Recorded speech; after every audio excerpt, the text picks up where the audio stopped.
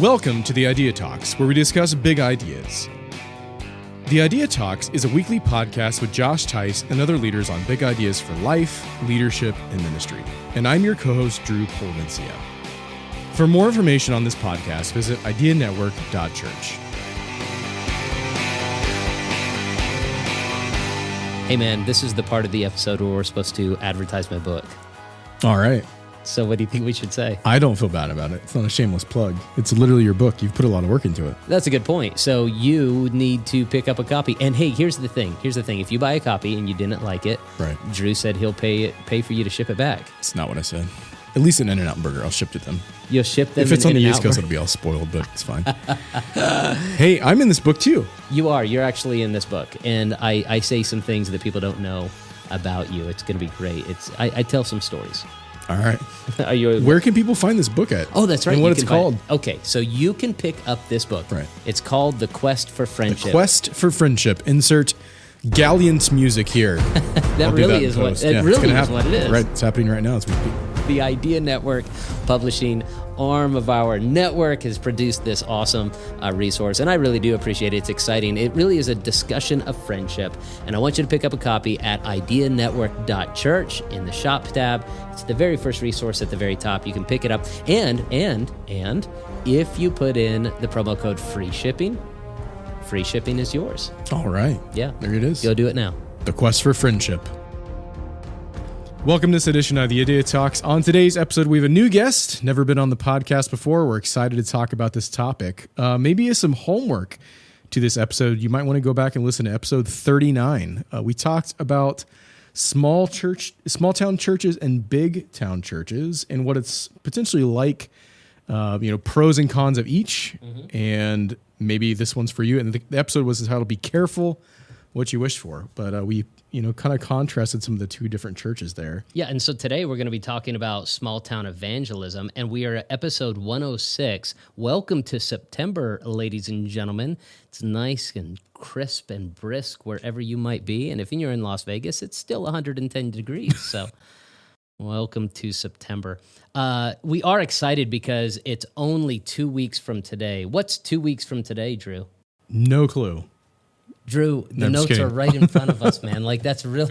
Hey, Idea Night's coming up. What, in 2 weeks? In 2 weeks, 2 weeks Idea Night is going to happen. So, oh my word. 45 locations across the United States. 45? That's a lot.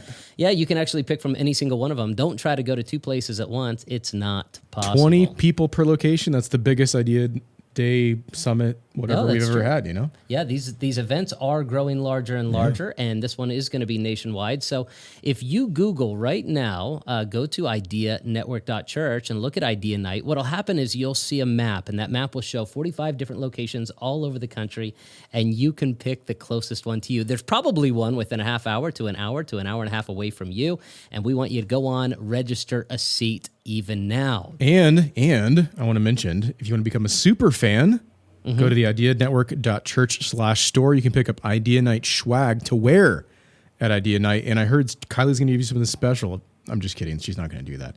Yeah, but we would love to see you represent Idea Night swag if you pick some up there, some T-shirts, hats, that kind of stuff. Don't you want to be that guy? Don't you want to be the guy who walks into an Idea Night? I am that guy. With Idea Night merch. I wear the swag. It's nice. On. And then you walk in, everybody's going to be like, oh my goodness, look at this Idea Night guy. He must be the man. And then you won't bring any good ideas. You'll just wear good ideas. You understand? It'll be awesome. Yeah. Hey, when you're out there at the store, is there anything they should throw in their cart? I've heard one of the New York Times best-selling books on friendship of the year. That's true. It is The Quest for Friendship. It has sold literally dozens of copies. My new book, dozens of copies around the world. The Quest for Friendship. And you can add it to your cart and pick it up. All forms now. Physical, PDF, Amazon Kindle, like whatever you want. Yeah. However you wanted to get it delivered and read it in front of your eye holes, that'd be great. Yeah. Pastoring in Las Vegas has been interesting. People say, what is it like to pastor in Las Vegas? I don't know. I mean, I've never pastored anywhere else. I've been pastoring here since the very beginning. So I know what it's like to pastor in Las Vegas, but I don't know what it's like to pastor anywhere else at this point. Then there are certain pastors who have pastored in multiple locations. They know the difference between pastoring in a large city like New York or San Francisco, Las Vegas. Then there are pastors who pastor in the suburban areas and outskirts of something like Los Angeles or San Diego. And then there there are pastors who pastor in small town. And what's amazing to me, a conversation with my dear friend Bob Ritter, he mentioned this to me. He said it's amazing how those pastors of larger churches in larger cities will often teach pastors in small town America how to evangelize. And you laughed and said, there are many different methods to evangelize, especially if you're in a small town. Bob, welcome to the program. We're really glad you're here. Tell us a little bit about yourself for our audience to get to know you as you begin.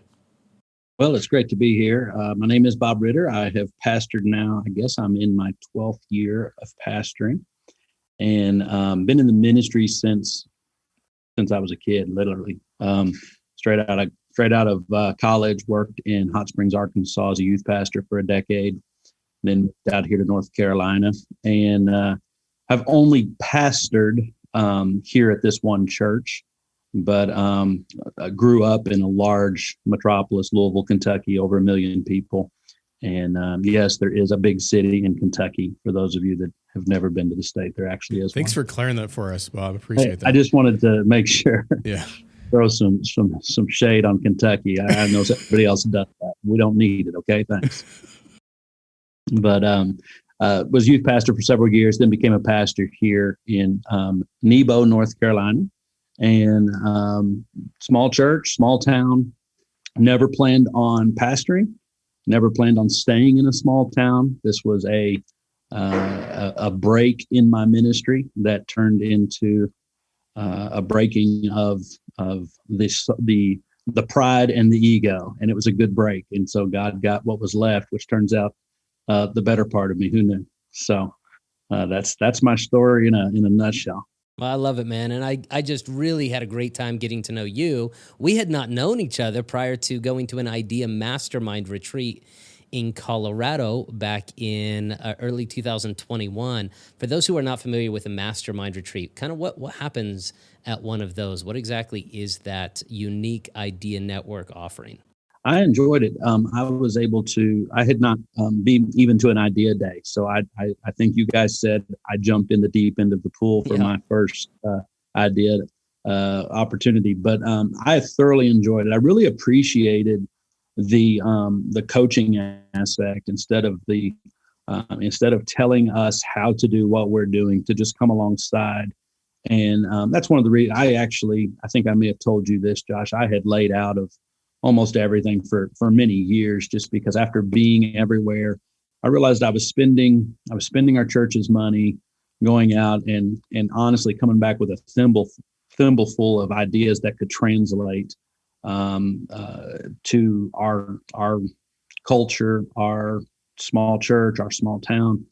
And so, man, I just kind of got this one thing I do mentality and hunkered down for the long game. And man, God just really started doing some things. So, but coming to the mastermind retreat was really good. I was very challenged to think about good questions in my context, which is what's really missing from a lot of conferences and a lot of trainings. Yeah, really the goal is to say, okay, where are you at and how can we help you accomplish what God is already doing in your heart? Not necessarily to say this is how we've done it in this location, but how can we give you principles to do it in your location the way God is calling you to do it? And it really is a lot of fun. Now, you do minister in the same kingdom as I am, in the same kingdom, and serve the same king that I do, but you've been called to something different than I have been, and you pastor in a small town. Tell our audience, what is it like pastoring in a small town? It's an interesting question because I think you don't think about that. When you're in a small town, it doesn't occur to you on the regular that you're in a small town. You're just in the town. And I did have a different perspective. I realized, having served in larger towns and growing up in a really large town, city, that I had a different perspective. And so in defense of small town pastors, I want to say, that the idea of serving in a small town is not it's something people that serve in bigger cities say, but no one in a small town says we serve in a small town. I think you just kind of start there and you get busy, and it's a phenomenal thing. I do think that there's amazing opportunities, though, having been in both. Years ago, a pastor I was serving under had annual themes every year. And one of those years, it was called to capture this city for Christ. Mm. And I loved that. It just resonated with my soul and my heart. It was very missional to our city. And I realized when I got here to the small town of Marion, where we are, Nebo is just outside, and Marion's our city, if you will, in our county. And I realized that it's actually doable. You can actually capture this town for Christ. I don't want to throw any shade on your Vegas ministry, but that's a tough nut to crack there in Vegas. If you're going to capture that town for Christ, I can't wait to see it. But we're going to open up our next branch inside the Mandalay Bay. Yeah, sure. Yeah, you're going to need a hotel, a fountain that is choreographed music, and a lot of. I'll paint myself blue. That's what I'll do. I'll become a blue man. And I'll preach as a blue. Well, you can be part of the Blue Man group. Yeah, I'll have the long sideburns. It's fine. Okay, yeah. That'll work. Yeah, I'm going to leave you guys to that. That sounds awesome. But all kidding aside, I do really believe that. I mean, if you have a 4,000 or even 10,000 member church in Atlanta, for example, no one in Atlanta knows you exist. The advantages of a small town is. You can make a splash and everyone in your county can know that you're there and know that you care and know that you serve a King of Kings and Lord of Lords, know the gospel message is your heartbeat. All of that can be known in a relatively inexpensive, short period of time in a small town. And I think that's such a huge advantage, to be honest. Well, I can see that. I remember you speaking at the Mastermind Retreat about this with such great passion. And you were talking about the evangelism methods of a large city translating to being beneficial or maybe not so beneficial within a small town context. And I do know I have a lot of friends listening to this podcast, hundreds of pastors, who do not pastor in the same contextual situation that I do, or the conferences I might go to, or the ideas that might be shared at an Idea Day, Summit, or Idea Night. What have you seen? And this is not you being critical. It's just you being a pastor who's been around for a long time. What have you seen as it relates to evangelism methods of a large city church being beneficial or maybe not so beneficial within a small town context? I don't mean any of this critically, but in a small town, it's got to be good. It's a numbers game, right? You can do something, and with a decent amount of inviting, you can get a crowd every year. You could do a meeting. You could say, hey, we're doing this big event. It might not be as big as you advertised. It might not be as great as you said it would be. But the following year, you could get another big crowd. In a small town, you might have one or two of those, and it's a pretty unforgiving crowd because everybody in town kind of heard about it. Our key, I tell our staff all the time, undersell, overdeliver. I think in a big city, you tend to oversell, underdeliver because you're competing against everything that a big city has to offer. That is a great point. I think it's just a different mentality, and so coming at it from that way is not. It's not critical at all. In fact, I was in a big city and I know that it was so hard you were fighting for the same Friday night that 1,000 other awesome events were fighting for. In small town, you're making a mistake maybe on a Friday night if you're competing with the football team, if there's a home game. You can literally look at the city calendar and make good decisions. And it shocks me, if I could just say this, it shocks me how many times in our small town, I'll see things right on top of those events. And I think, what are you thinking? In a small town, why would you, when there's so many opportunities for you owning the night, why would you schedule on top of something else going on in town? And in the big city, you would never confer with the public calendar because how could, it's just too much stuff going on. Well, I mean, that's a perfect illustration of a great practical idea that we might be sitting there thinking, well, that should be obvious, right? And the reality is there's some pastors taking note right now. Yes, absolutely. Look up the community calendar. Is that the idea? And walk through and say, okay, if I'm going to have this revival event, or if I'm going to have this major children's event, or if I'm going to have this big youth rally, we need to make sure that it actually corresponds and nothing of great significant value is going on during that time. Is that correct? Yeah, that's it. And I'll tell you another thing. You've got to keep in mind that you can't be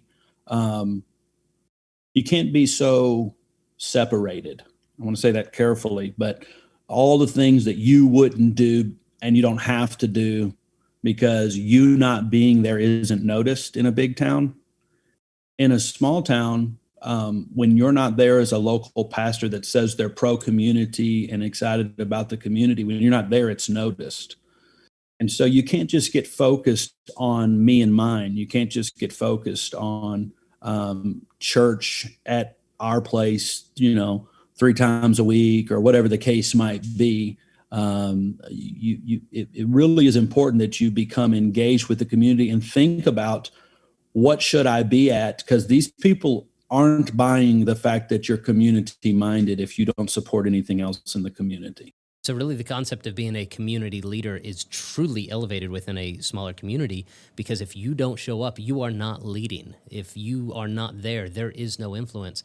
So do you suggest that maybe there's a pastor right now, he just moved to a small community, he's been there 2 or 3 years, he's really getting his feet planted. Do you really encourage them to look through the calendar, not only to establish their church events, but also to establish their own personal calendar? What type of events should they go to? Everything that they possibly can. And that's because you don't, in a small town, I laugh about it because it's humorous. You don't understand what's a big deal. In our town, we have a Mountain Glory Festival. It's a big deal. I don't even still know what it's about. It's about being on Main Street. It's about buying funnel cakes. It's about jump houses and the kids. And it's the Mountain Glory Festival. I've been many times. We have the Bigfoot Festival, highly acclaimed, by the way. Sasquatch himself makes his appearances in this area. Oh, we got to go. There's television shows about it. I was going to ask, was it with the truck or the animal? But thanks for clarifying that. That's awesome. No, and I'm not sure he's an animal. He may have feelings. I was presumptuous by saying that. You're right. I'm sorry. I was very presumptuous by saying that. I do backtrack. So you can't. We actually have a donut festival in our town. A donut shop opened on Main Street, and the next year we had a donut festival. And so that sounds crazy to my big city mindset from years ago. But it's important to be at those things. It's important to support those things. Our church has had a booth at so many different things. And it's just important to say, hey, we aren't just asking you to come to church. We're the church coming to you, and that's Christ-like, Emmanuel, God with us, right? So go where they're at. Now, I'm curious, Bob, I don't know a ton about your story, but, coming from big city, transitioning to a pastor at a small town, did you deal with tribalism a lot, as far as like trying to integrate yourself into the culture of the community? If you did, how did you overcome that? I'd love to hear a little bit about that. Yeah, that's a thing. It's for sure. I experienced it mostly outside of our church. Long story, way longer than your podcast has time for, but our church was going through a breaking. And so the tribalism was put on its heels if it did exist in our church. When things fall apart, you tend not to know it all anymore. There's a humility that comes with a breaking.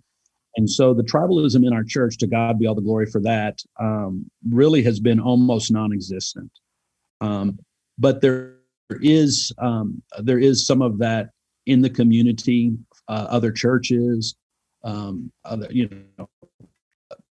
mentality, doing things different, not, you ain't from around here, are you? That type of mentality, being a pastor that wasn't originally from this town. There absolutely is. But here's the thing. Tribalism is defeated by love. If you love people and you just keep loving people, and even when they're attacking you, just don't respond, keep loving people, that eventually, they get hungry when they feed on people that won't be eaten. So then they move on, and that's the key. The key in a small town, and that's part of the mentality of reputation, is to make sure that you are known as someone that will be there and not throw the stones back. People see that, even the ones that go to churches that throw the stones. So you talk about reputation, and I guess that may be one of the biggest problems that people have within a local church. If I'm in a small community and my local church reputation has been tarnished, damaged, destroyed, or hurt in some way, What can a church do to help restore that? I can imagine there are dozens of pastors, maybe scores even, listening to this right now, and they're like, oh man, I'm in a community, and my community knows it wasn't my fault. It was the previous pastors, or it was the previous generation of deacons, or whatever it might be. And our church's reputation is not great. And that's damaging for a local small community. What would you say? Where does that pastor begin? Share with us what we ought to know about that, Bob. I think where there's damage, one of the things that's very hard to do in a small town is to protect the name of Christ. What happens in the mudslinging and the cannibalism that you speak of, or tribalism that becomes cannibalism, I should say it that way, is it is such a damage to the cause of Christ. It's a damage to Christ's name. And I feel like churches lose sight of that.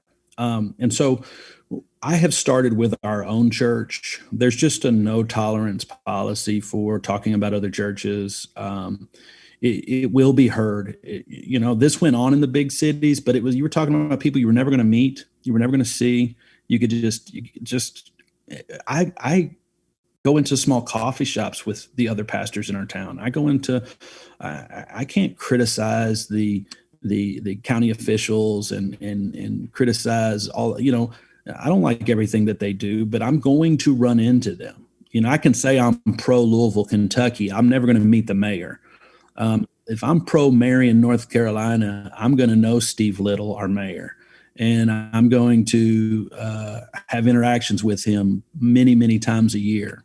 And so what you've got to do is you've got to just start realizing, hey, it's not worth anything happening to the name of Christ, and our church is attached to that. Therefore, the safe place of our church is people are going to mess up, but it's a no gossip mentality, which is easy to preach, but really hard to create as part of your culture. And I think that as you get to the culture of, hey, we don't feed on our own, why in God's name would we feed on someone else? And I think it starts if I could say at home, I mean at the church though, it starts in the four walls of the church.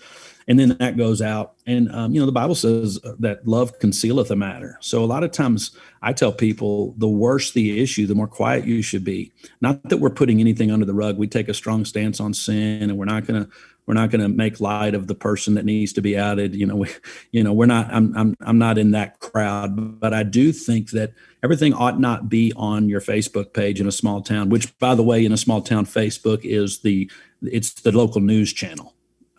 You guys think about, Las Vegas Live, whatever number channel, NBC, ABC, Facebook, Twitter in a small town, that's it. And your people, imagine a town where everybody got their own show.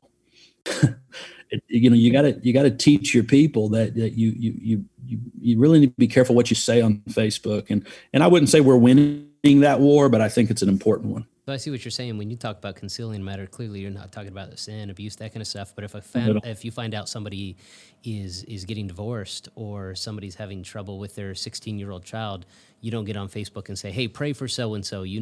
Their marriage is in trouble." I mean, and this is a problem. Exactly right.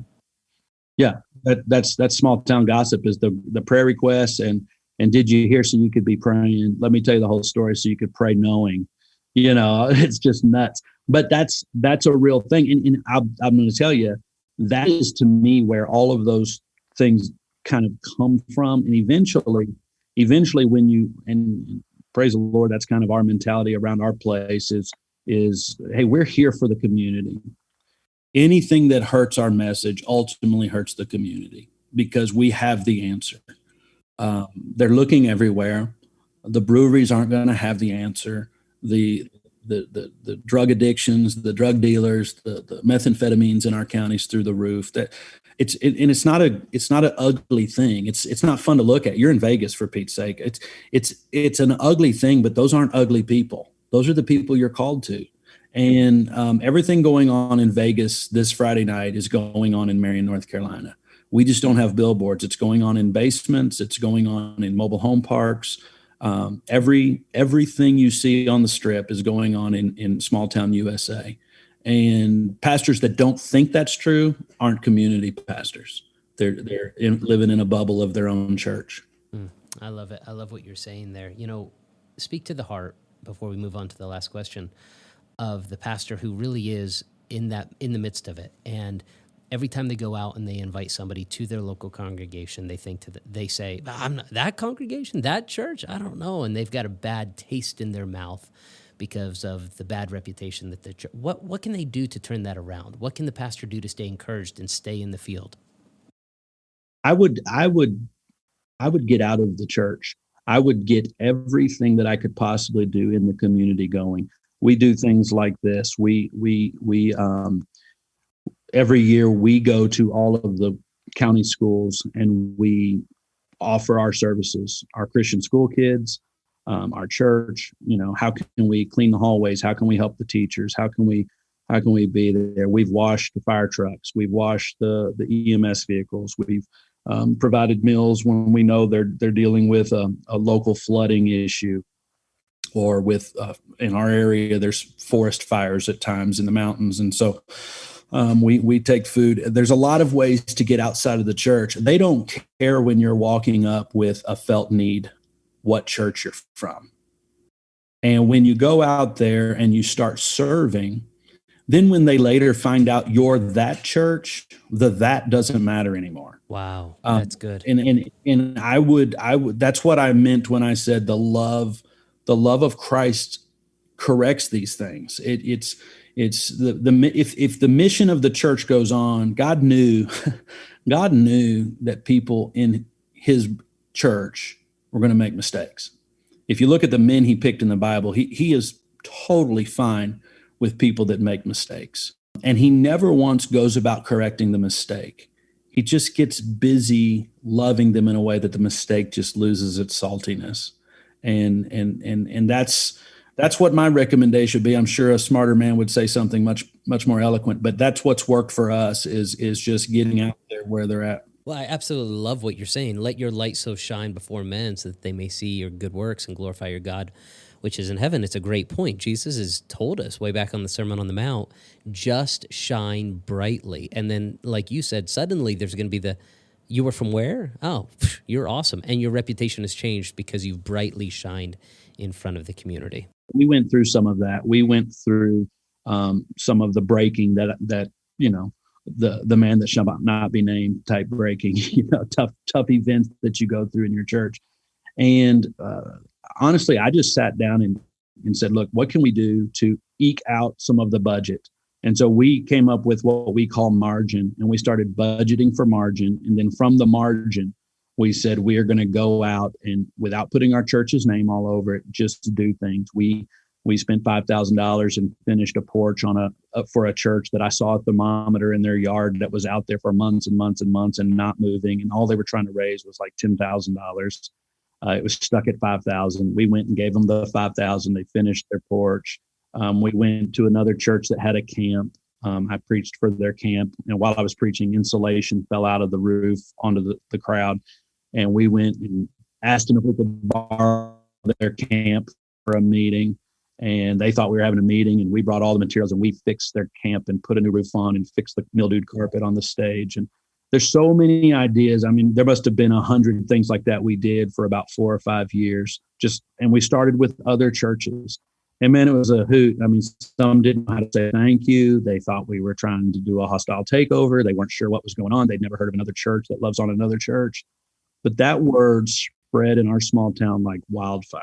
Like, what is going on? We went to the city manager, Bob Boyette, in our town, and I said, Bob, what's one thing that you guys have wanted to do for so long and the budget just won't let you do it? I had no idea what he'd say, but he mentioned a off ramp. If you know, on an interstate off ramp, that middle area that just gets, once they let it go, it turns into, the Everglades.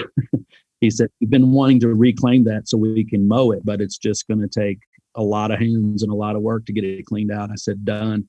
So we took a Sunday morning and went down and put T-shirts on all our people that said love works. And on a Sunday morning, I wouldn't recommend this. It worked for us, but instead of having church, we went out there and worked like prison workers on the highway and cleared that area with our Love Works shirts on, and then everybody got poison ivy. So it became the joke around church: love itches, love burns, love oozes. But those things really went a long way. And, the narrative of our church was changed from what it could have been to what it is now, which is, hey, these people love our city and love the Lord. And that's what you expect out of a church. So we're the church as God intended. Doesn't matter what the backstory is. You mentioned earlier about, same things that are happening in big city Las Vegas are also happening in the same things small town America. I think the cool answer to that question is that the answer for both of those to heal is the gospel. And, this is the Idea Network, right? We try to share great ideas, and we'd love to hear from you and you've already shared a lot of them. And I hope some of the pastors or ministry leaders on this podcast that are listening take note of some of those ideas. But can you share some out of the box of ideas that you have started or you found in small town America for evangelism? This is where it gets scary for me, because I can share my idea, but I'm really not sure it works yet. Sure. Yeah. I'm in process. This is like I'm working on a light bulb when I've never seen one work yet. Yeah. Welcome to an idea day. That's that's our bread and butter right there. No, let me think. Like I said, I'm in the long game. We decided a Christian school was something that was necessary in our community and needed. There was only one other private Christian school, and I think at the time, I could be wrong on this, but I think they were a closed church member only school. And so we did the school thing. We did what we call our junior academy, which is a daycare. We've got 70 kids in the daycare now. It's those things are long term. It takes a long time to get those things done.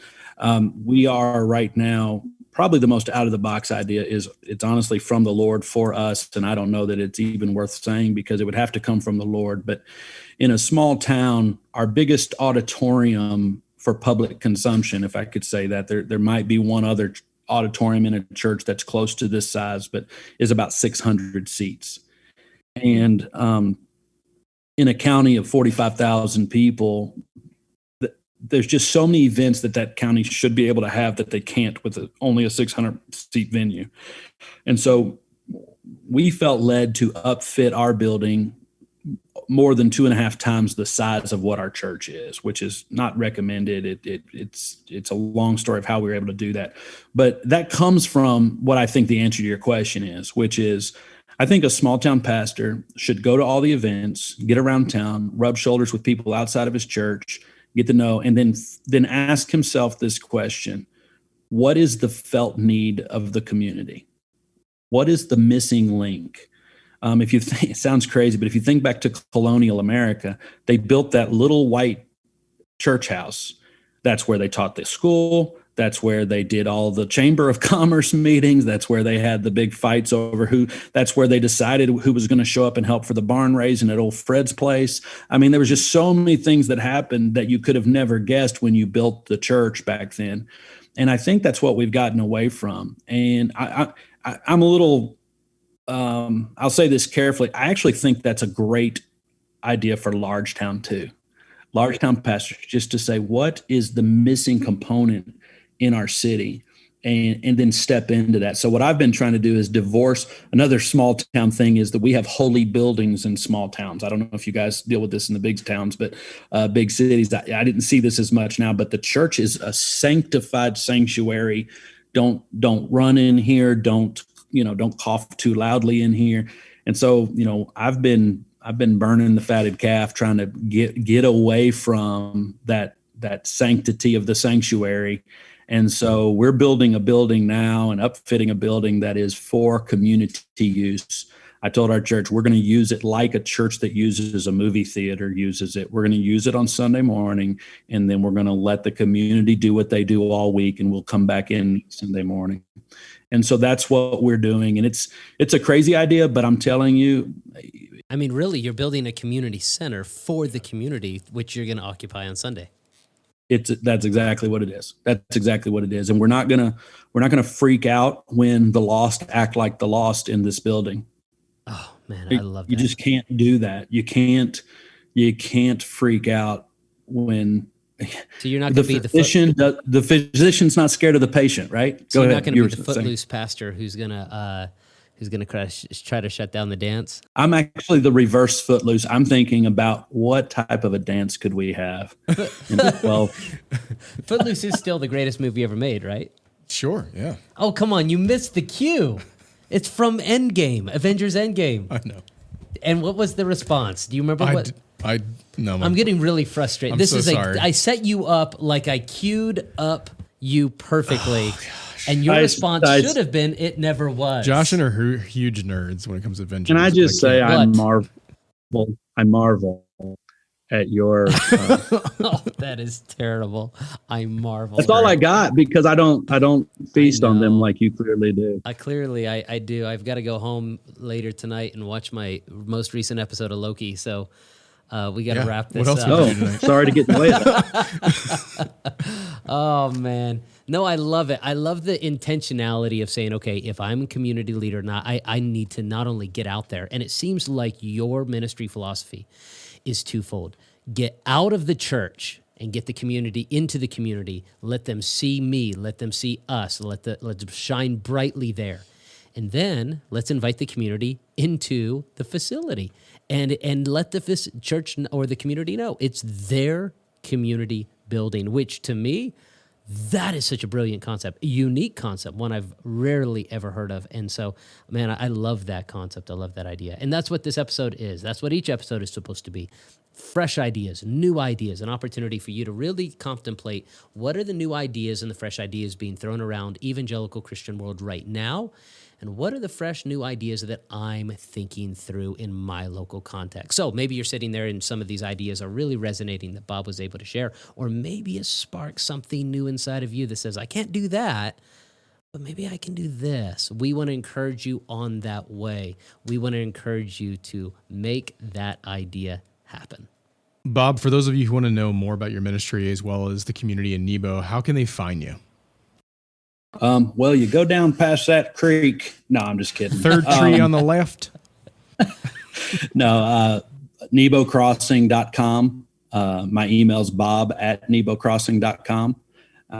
Man, I'm right on I-40. I tell people all the time, if you're traveling I-40 through North Carolina, exit 90, I'm 1 mile off. Just call me. We have better coffee than the gas stations. So stop in and you can see what one crazy guy's doing in the name of Jesus. That's awesome, Bob. Thanks for being part of the episode, man. I've just loved getting to know you at the Mastermind and now on the podcast. Looking forward to getting to know you even more. I do want to encourage you. Bob is one of the most encouraging guys I've met. If you are in a situation where you're like, man, my heart is knit to what Bob had to say, I really want to reach out. Don't hesitate. Email this guy. I'm telling you, he'll be an encouragement to you in the ministry. You're thinking about quitting?